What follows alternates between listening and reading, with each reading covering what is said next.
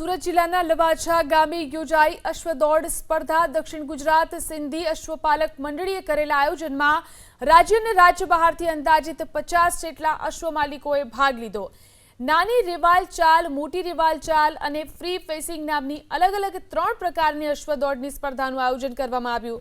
નાની રિવાલ અને મોટી રિવાલમાં નક્કી કરેલી ગતિથી અશ્વને દોડાવવામાં આવે છે, જ્યારે કે ફેસિંગમાં કોઈ પણ પ્રકારના નિયમો હોતા નથી। દર વર્ષની જેમ આ વર્ષે પણ આ અશ્વદોડ સ્પર્ધામાં ઉત્તર ગુજરાત, રાજસ્થાન, હરિયાણા અને પંજાબથી આવેલા અશ્વ માલિકોએ ભાગ લીધો। સ્પર્ધા જીતનાર અશ્વ માલિકોને અલગ અલગ ઇનામ પણ એનાયત કરવામાં આવ્યા।